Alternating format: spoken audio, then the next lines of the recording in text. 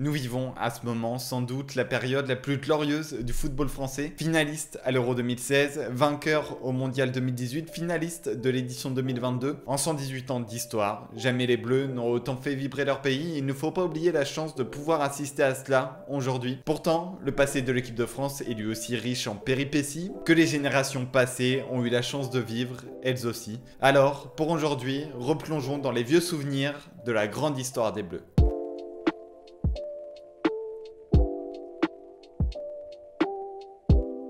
Cette vidéo résume en quelques minutes une histoire de plus de 120 ans. J'ai volontairement choisi les moments et les passages les plus marquants de l'histoire. Mais si d'après vous, il manque un ou plusieurs événements importants dans l'histoire des Bleus, n'hésitez pas à le raconter dans l'espace commentaire. Tant que c'est fait, avec bienveillance, aucun problème. Et bien sûr, bonne vidéo à tous.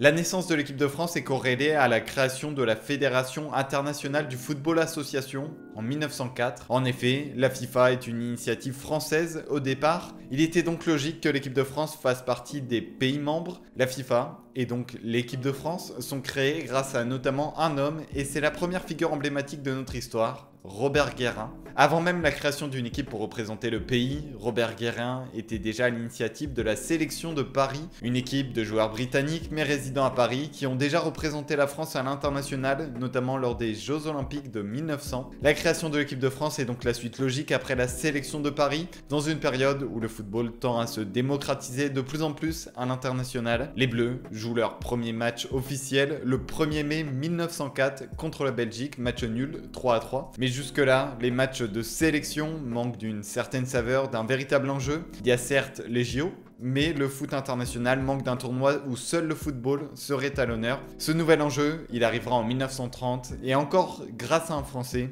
Jules Rimet, qui crée la Coupe du Monde de football. Finalement, l'équipe de France ne brillera pas vraiment lors des premières éditions du tournoi. Bien qu'elle soit le pays fondateur de la compétition, la France n'est pas considérée comme une nation forte à l'époque, au contraire de l'Uruguay, de l'Italie, voire de l'Angleterre. Même si les Anglais ont boycotté les 3 premières éditions du mondial, leur football et son classique WM étaient tout de même reconnus partout.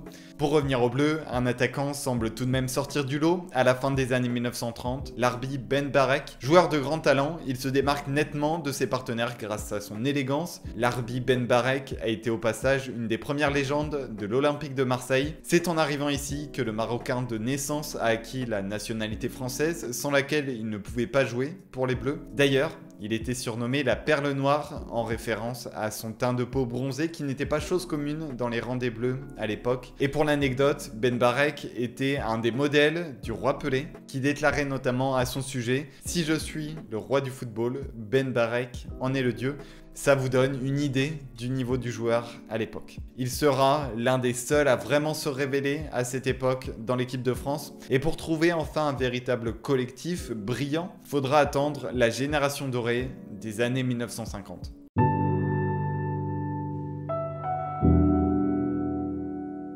Lors de la première moitié du XXe siècle, la France est cette équipe historique, présente depuis les débuts de la FIFA, mais qui n'a jamais vraiment été une très grande nation de football sur le terrain. Mais il y aura une exception, un trou dans l'espace-temps, où l'équipe de France va être enfin considérée comme l'une des meilleures sélections du monde, et tout ça grâce à l'arrivée d'une excellente génération dans les rangs des Bleus. Non pas un seul joueur, mais cette fois un vrai collectif au-dessus du lot. On y retrouvera des noms qui ne vous parlent peut-être pas: Jean-Vincent, Marianne Wisniewski, Armand Panverne, Robert Jonquet, Roger Piantoni, Tadeusz Chisowski. Mais parmi cette équipe, il y a 2 joueurs qui, je pense à coup sûr, vont vous parler: Juste Fontaine et Raymond Kopa. Les 2 offensifs français seront étincelants à la Coupe du Monde 1958, où la France va s'illustrer pour son attaque de feu. Les Bleus en infligeront 7 au Paraguay en phase de poule, 4 face à l'Irlande du Nord en quart de finale. Avec Kopa et Fontaine, l'équipe de France est redoutable lorsqu'elle s'approche du but adverse, mais elle paye aussi les frais d'une défense loin d'être aussi fiable. Elle sera vaincue par le Brésil de Pelé et de Garrincha, 5-2 en demi-finale. Les Bleus soigneront quand même leur copie en l'emportant 6-3 lors de la petite finale finale contre l'Allemagne de l'Ouest, match durant lequel Juste Fontaine inscrira un quadruplé. Et pour l'anecdote, Juste Fontaine n'était même pas vraiment titulaire dans cette équipe de France avant la Coupe du Monde. Il était même habitué au banc en second choix derrière Tadeusz Chisowski. Et pourtant aujourd'hui, Fontaine détient encore le record historique du nombre de buts inscrits en phase finale du mondial, 7 buts. Et il bénéficiait à cette époque d'un match en moins que maintenant, car la phase finale du mondial 58 ne commençait pas en huitième de finale, mais directement en quart, soit 3 matchs au lieu de 4. Les Bleus confirment leur nouveau statut lors du tournoi majeur suivant, la première édition de l'Euro en 1960. L'équipe de France y fait bonne figure en atteignant les demi-finales, mais s'effondre face à la Yougoslavie, alors qu'elle menait 4-2 jusqu'au dernier quart d'heure. La France encaisse 3 buts en l'espace de 4 minutes et perd la rencontre 5-4. Cette chute marque la fin de cette période glorieuse française qui n'aura été qu'éphémère, 2 ans seulement. Il faudra en attendre 15 de plus pour voir les Bleus revenir sur le devant de la scène.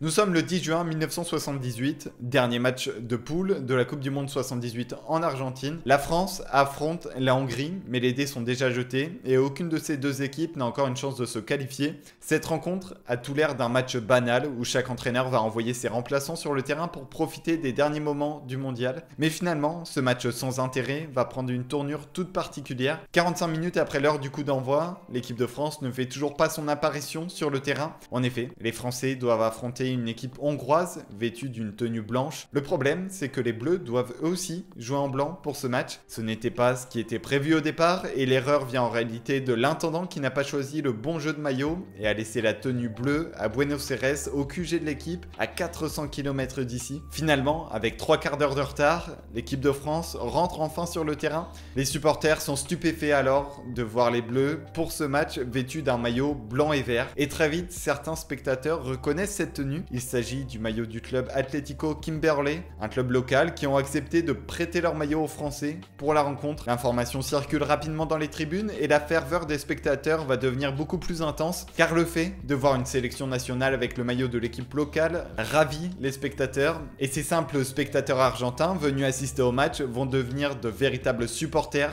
de l'équipe de France dans un stade acquis à sa cause. Les Verts remportent la rencontre sur le score de 3-1. Voilà, comme un match banal qui n'était nullement voué à marquer les esprits, va laisser une petite trace dans l'histoire du football français.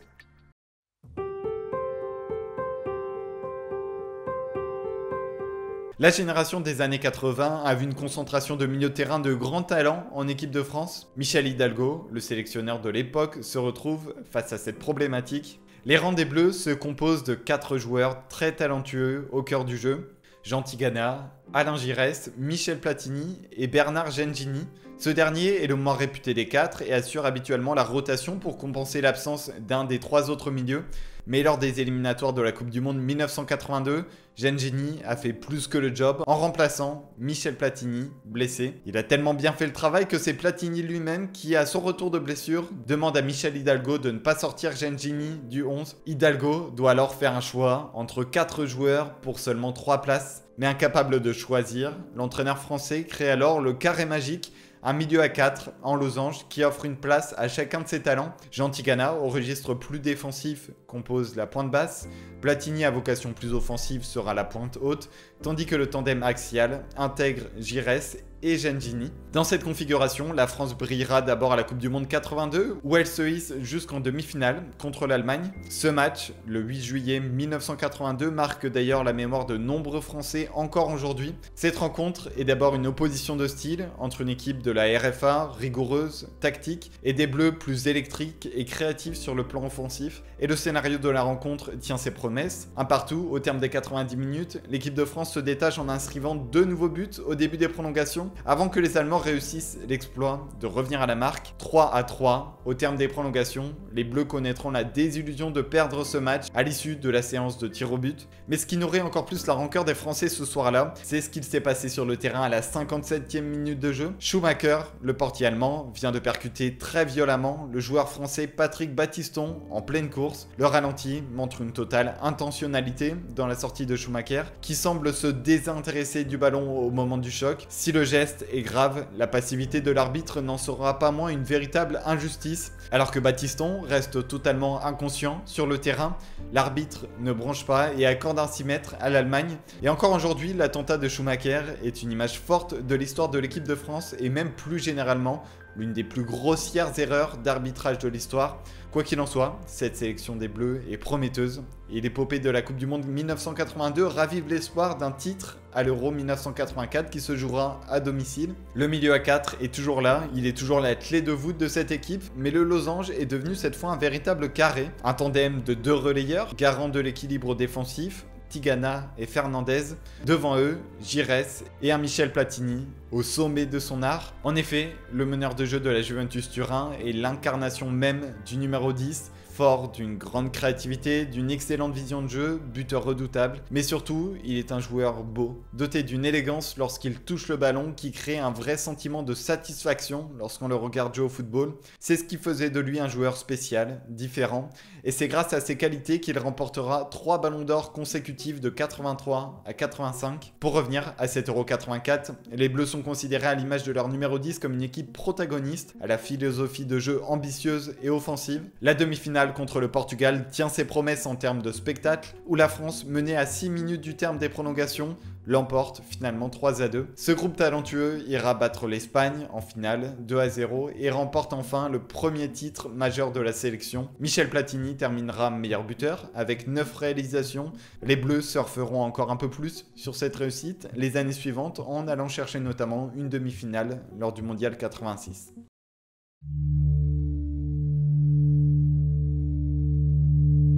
À l'aube de la Coupe du Monde 1998, en France, les Bleus sont dans une situation délicate. En effet, l'équipe de France a perdu la dimension spectaculaire du jeu qu'elle proposait 10 ans plus tôt. Le sélectionneur en poste, Aimé Jacquet, est la cible de nombreuses critiques. Ses principes de jeu, jugés trop défensifs, ne sont pas à la hauteur des ambitions de l'équipe de France, selon la presse. Son style est jugé laborieux, déplaisant. Aimé Jacquet s'est retrouvé en fait au poste de numéro 1 après la démission de Gérard Rouillet, dont il était l'adjoint, et c'est aussi l'un des prétextes utilisés pour le discréditer, le fait qu'il ne soit finalement qu'un choix par défaut. Si la critique semble facile sur le sélectionneur français, son équipe a pourtant été intéressante lors du dernier tournoi majeur, demi-finaliste de l'Euro 96, et ce collectif se présente au Mondial 98 avec beaucoup de qualité sur le terrain. Barthez, Blanc, Desailly, Lizarazu, Deschamps, Djorkaeff. En l'espace d'une décennie, la génération de joueurs s'est entièrement renouvelée. Platini n'est plus là par exemple, mais l'équipe de France peut compter sur un autre grand numéro 10. Lui aussi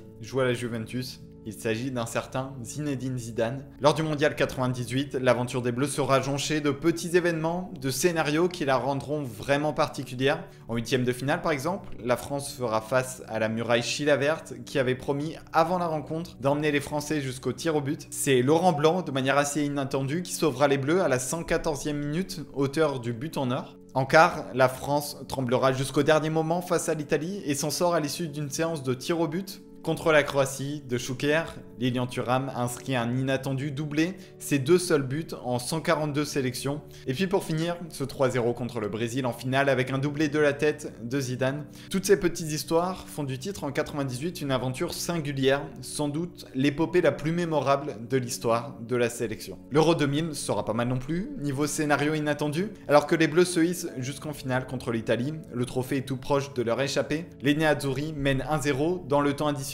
mais une dernière action à 90+4 permettra à la France et à Sylvain Wiltord d'aller chercher une égalisation inespérée. 10 minutes plus tard, David Trezeguet inscrira le but en or d'une sublime volée sous la barre, venant offrir un 2e titre majeur consécutif à la sélection.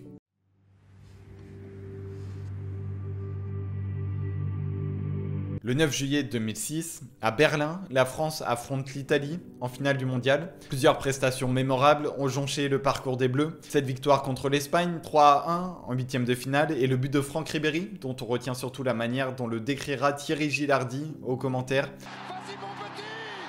Une autre prestation mémorable, celle-ci est plutôt individuelle, c'est bien sûr le match de Zidane contre le Brésil. Sorti de sa retraite internationale pour jouer la compétition, le magicien français a accompli contre le Brésil ce soir-là peut-être le meilleur match de sa carrière, une démonstration du joueur qu'il a été pendant presque 30 ans d'exercice, un numéro 10 de grande classe, capable de faire ce qu'il veut du ballon et d'en garder la possession même dans les espaces les plus réduits. La France remportera le match 1-0. Pour la dernière compétition de sa carrière, Zidane a mené sa sélection jusqu'en finale contre l'Italie et son dernier but en bleu sera une idée dont lui seul est capable, cette panenka pour ouvrir le score en finale de Coupe du Monde. Quand on disait plutôt qu'il était capable de faire ce qu'il veut avec le ballon, il l'a encore montré pour sa dernière réalisation. Mais le numéro 10 français viendra entacher sa dernière sortie par le mystérieux coup de tête de Zidane sur Materazzi. Tout ça arrive à 10 minutes de la fin, peut-être que l'issue du match aurait été différente à 11 contre 11, peut-être pas. Quoi qu'il en soit, à 10 contre 11, les Bleus seront vaincus lors de la séance de pénalty et ce pénalty manqué de David Trezeguet.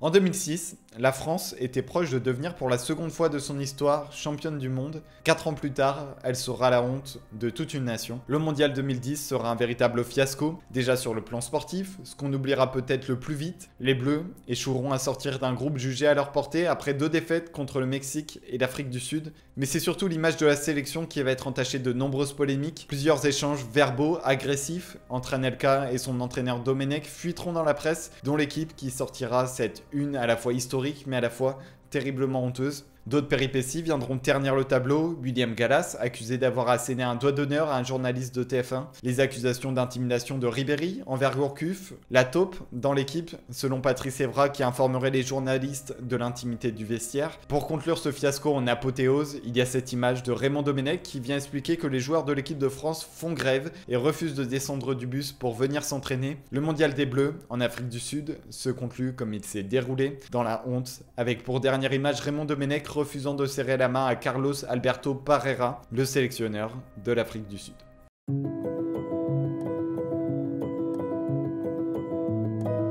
Nous sommes à l'Euro 2016 et la France a l'occasion de briller à nouveau sur ses terres. La page de Nisna est bel et bien définitivement tournée grâce à notamment l'arrivée de Didier Deschamps à la tête de l'équipe et ce depuis 4 ans maintenant. À domicile, la France ne déçoit pas et fait honneur à son statut avec un Griezmann au sommet de son art qui sera nommé meilleur joueur du tournoi. Les Bleus se hissent jusqu'en finale de cet Euro mais seront crucifiés par ce but d'Eder à la 109e minute. Direction désormais la Coupe du Monde 2018 en Russie. L'équipe de France fait partie des favoris pour la victoire au titre, notamment grâce à la stabilité qu'a su générer Didier Deschamps autour de son collectif. Le style Deschamps n'est pas le plus esthétique, parfois décrié, mais il est redoutablement efficace et sa préférence à faire jouer régulièrement les mêmes joueurs au même poste a permis à ces joueurs de développer un réseau d'automatismes qui leur permettent de savoir attaquer et de savoir défendre ensemble. Surtout, cette équipe de France présente sur le papier plusieurs individualités de grand talent, un trident défensif fiable avec Umtiti, Varane et Lloris au cage, un duo de milieu de terrain parmi les meilleurs de la planète dans leurs registres respectifs, N'Golo Kanté et Paul Pogba, Griezmann pour organiser le jeu offensif de cette équipe,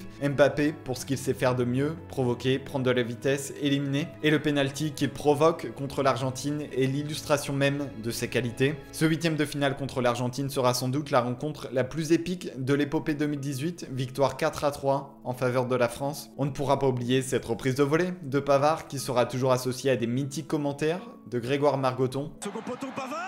Cette équipe de France remportera la finale contre la Croatie et décroche ainsi sa 2e étoile 20 ans après celle de 98. L'Euro 2022 aurait pu marquer la fin d'un cycle pour Didier Deschamps à la tête de l'équipe. L'équipe de France n'ira même pas au-delà des 8e de finale, éliminée par la Suisse au tir au but, alors que les Bleus menaient 3-1 à un moment du match. Malgré cet échec, la confiance envers le sélectionneur français est maintenue. Direction la Coupe du Monde 2022 au Qatar. Et l'équipe de France ne déjoue pas cette fois, notamment en sortant l'Angleterre en quart de finale 2-1, le Maroc au sommet de son art en demi-finale, toujours dans le style de Deschamps, assez pragmatique, qui n'a pas hésité à laisser les Marocains faire le jeu dans ce match. Mais la finalité, c'est que la France atteint de nouveau la finale du mondial et retrouve un adversaire mythique de son aventure en 2018, l'Argentine.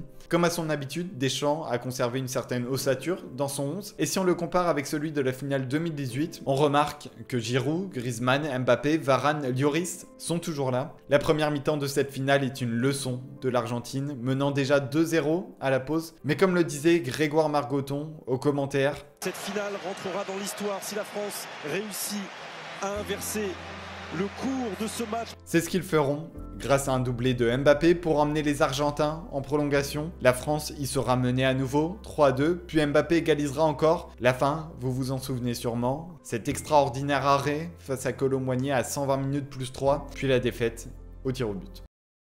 Alors maintenant, pour conclure cette vidéo sur le présent, que peut-on dire de cette équipe de France actuellement? Déjà pour contextualiser un peu cette conclusion, car je ne sais pas quand vous allez voir cette vidéo, cette équipe de France va au moment où je vous parle démarrer dans quelques jours l'Euro 2024. Ce qu'on peut en dire, c'est que Didier Deschamps reste fidèle à ses principes et croit encore aujourd'hui en des joueurs déjà présents en 2022, Kolo Muani, Tchouaméni, Upamecano, Kanté par exemple, et il croit toujours en ses plus anciens déjà là en 2018, Mbappé, Griezmann, Giroud pour ne citer que, mais la relève commence vraiment à trouver sa place et elle est tout aussi prometteuse à l'image d'un Zahir Emery, d'un William Saliba, d'un Mike Maignan qui a la tâche de remplacer un monument, Hugo Lloris, dans les buts. Cet Euro 24 va être je pense un tournant pour l'ère Deschamps et donc naturellement dans l'histoire des Bleus, un échec prématuré marquera la fin de cette ère et je ne crois pas qu'on pardonnera à Deschamps une seconde fois une désillusion comme ce fut le cas lors du dernier Euro face à la Suisse. Mais il n'est pas légitime d'être pessimiste tant cette équipe sous Deschamps a été surprenante. Elle a souvent donné l'impression visuelle d'avoir de la chance, mais au fil des victoires, des titres, il devient de plus en plus difficile de dire que la France de Deschamps gagne uniquement parce qu'elle a de la chance. Plein d'autres facteurs en sont la raison, son état d'esprit, son courage,